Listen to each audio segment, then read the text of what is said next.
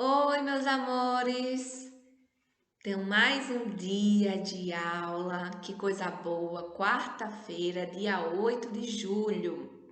Então, vamos começar a nossa aula primeiro com a nossa devocional. E a palavra de Deus que eu trago para vocês hoje se encontra em 2 Coríntios, capítulo 4, versículo 7, que diz assim: Temos, porém, este tesouro em vasos de barro, para que a excelência do poder seja de Deus e não de nós. Então, vou explicar esse versículo contando para vocês uma história de Gideão. Vocês já ouviram falar de Gideão? Alguns pode ser que sim, outros não. Então, escutem só. Gideão era uma pessoa comum, como eu, você, comum. E a história dele está registrada na Bíblia, lá em Juízes 6. E ela é bem inspiradora. Por quê? Vou contar para vocês. Ele era um fazendeiro, ele era um homem bastante acanhado. O que é acanhado? Envergonhado. Então, quando Deus chamou ele para que ele viesse a libertar o povo de Israel, lá dos medianitas, a resposta dele logo foi assim: com que livrarei Israel? Eis que a minha família é a mais pobre em Manassés, e eu, o menor da casa de meu pai. Isso está lá em Juízes 6:15. Então, Deus, ele prometeu a ele que estaria com ele, que ele seria capaz de cumprir tudo o que Deus ordenara ele fazer. Por quê? Porque Deus estava no controle de tudo. Deus estava com Gideão.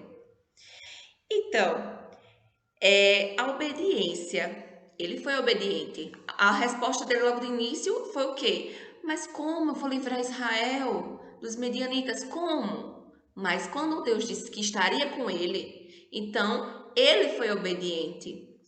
Então, a obediência dele trouxe a vitória ao povo de Israel.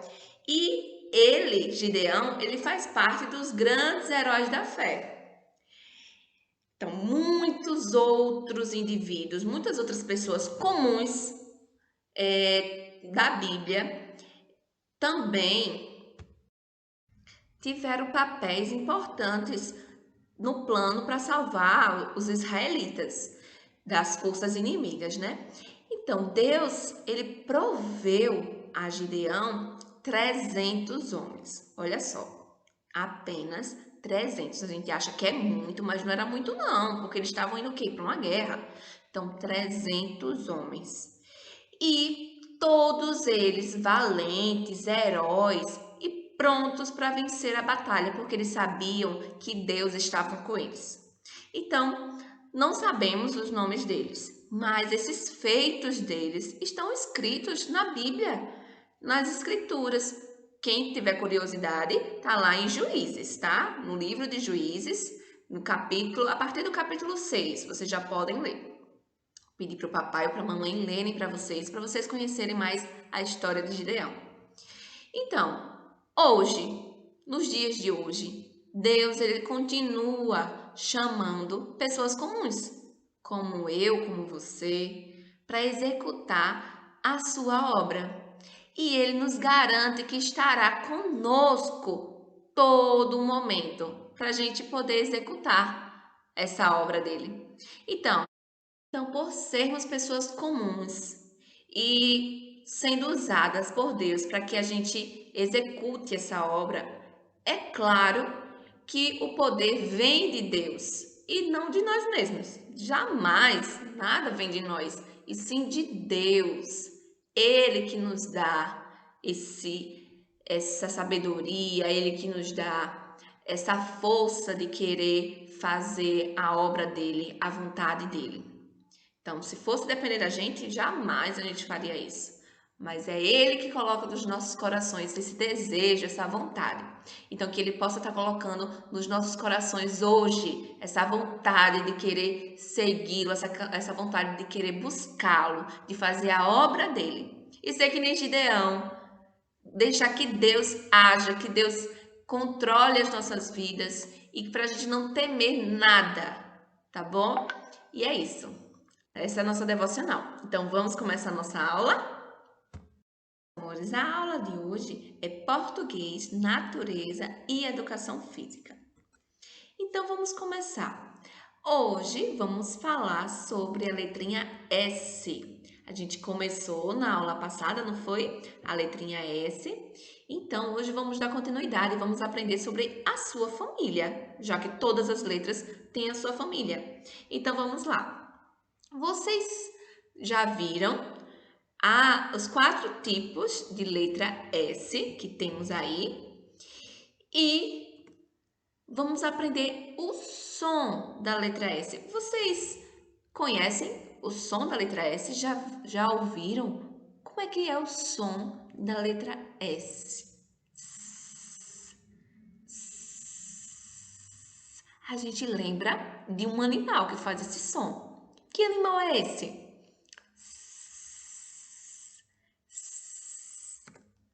A cobra que faz esse som da letra S.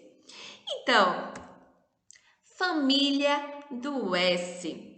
Meus amores, eu quero deixar um versículo para vocês, para embasar a nossa aula, porque eu falo tanto sobre a gente aprender a ler, aprender a escrever. Por quê? Porque a gente realmente precisa aprender a ler e a escrever. Como eu falei na aula passada para vocês, que está lá em Timóteo. O versículo que diz lá em 2 Timóteo 3:16, eu só vou ler uma partezinha A, que diz assim: toda a escritura é inspirada por Deus e útil para o ensino. Então, olha aí a importância da gente aprender a ler, a escrever. Quando a gente aprende a ler, a gente amplia a nossa mente. Como? Conhecendo novas palavras, a gente aprende a falar melhor, a gente aprende a escrever, porque a gente vai ler um livro, a gente vai conhecendo novas palavras. Então, o nosso vocabulário aumenta. A gente fica pessoas mais inteligentes. Então, a gente pegando a palavra de Deus, a Bíblia. Então, quando a gente lê a Bíblia, Deus, ele nos dá a sabedoria. Ficamos pessoas sábias, na qual Deus, ele mostra a vontade dele através das escrituras para a gente. Mas para isso a gente precisa aprender a ler. Como é que eu vou pegar uma Bíblia e vou conseguir saber o que é que ela me diz se eu não sei que letrinha é aquela? Que sílaba é aquela? Eu não sei formar palavras. Então, Deus, ele nos deu capacidade para que a gente aprendesse a ler e escrever, justamente também para a gente aprender a ler a palavra dele.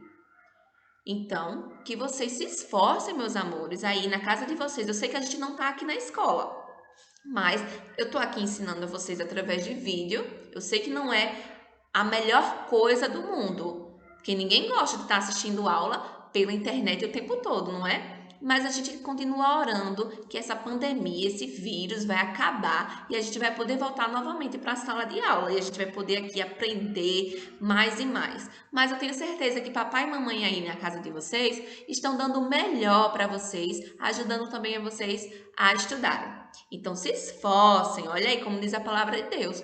Toda a escritura é inspirada por Deus e útil para o ensino. Toda a escritura. Então, se esforcem para que a gente possa também, daqui para o final do ano, também estar lendo a palavra de Deus. Então, vamos continuar a nossa família do S. E esse som. Sa. Sé. Si. Só. Su. Mais uma vez. Sa, sé, si, só, su. E eu trouxe aqui para vocês imagens e vamos completar com sa, sé, si, só, su. A primeira imagem é o sapato. Sa, S-A. Agora vocês. Serrote. Sé. S-E. Quem disse S-E acertou. Sino. Si. S-I. Sino. Sofá. S-O. Sofá. E suco. S-U. Então, fácil, né? Vamos voltar novamente e falar mais uma vez a família do S. Sa, sé, si, só, su. E para a atividade de hoje vocês vão ficar até com raiva de mim. Vai dizer, tia, que é tanta tarefa. Mas se a gente estivesse na escola, também a gente faria a mesma coisa. Então, hoje vocês vão fazer caligrafia e vão fazer também a página do livro. Então, eu vou mostrar para vocês as atividades que vão para casa, tá? Então, a tarefa que vai hoje para casa tá nessa página aqui do livro, na página 86, que é onde vocês vão fazer essa parte da caligrafia da letrinha S, que foi a que a gente está aprendendo hoje. E aqui a página 87, que é onde vocês vão formar as sílabas, ó. S mais A, sa. S mais E, sé. S mais I, si. S mais O, só. S mais U, su. Então, vão cobrir, vão colorir bem bonitinho. E para a caligrafia, para a gente também adiantar a nossa caligrafia, paramos na página 19, a letra D. Então, vamos acelerar. Vamos para a vogal E. Então, tem aqui uma rimazinha. O elefante que tem uma tromba engraçada começa com a letra E e pesa mais de 4 toneladas. Então, vocês vão aqui, ó, cobrir a letrinha E, fazer igual, como tá aqui, e a página 21. Vão pintar esse elefante bem bonito, vão completar com a letra E, que tá faltando aqui, ó, nesses quadradinhos estão faltando letra E. E aqui cobrir as letras E, certo? Então, ótimo, vai ser tão gostoso. E para caligrafia? Por que caligrafia? Porque a gente precisa fazer a letra bem bonita, aprender a fazer a letra bonita. Então, eu fiz aqui no quadro, como tem na caligrafia de vocês, a letra... Vamos fazer a letra S, tá? Vocês vão fazer na caligrafia a letra E, mas no livro tem essa parte de caligrafia que é o S. Então, deixa eu só demonstrar a vocês aqui. Eu quero o S minúsculo, cursivo, que é o menorzinho. Então, tem 3 linhas na minha caligrafia. Então, se é o minúsculo, eu vou começar pela linha do meio. Então, o meu S tem essa curvinha aqui, ó. Começo assim, toco na linhazinha do meio, desço. Tá vendo? Então, meu S. Fazer outra aqui para vocês verem.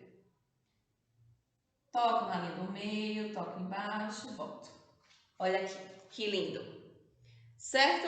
E maiúsculo cursivo, que também na atividade pede maiúsculo cursivo. Esse é um pouquinho mais difícil, mas com treino vocês conseguem, tá?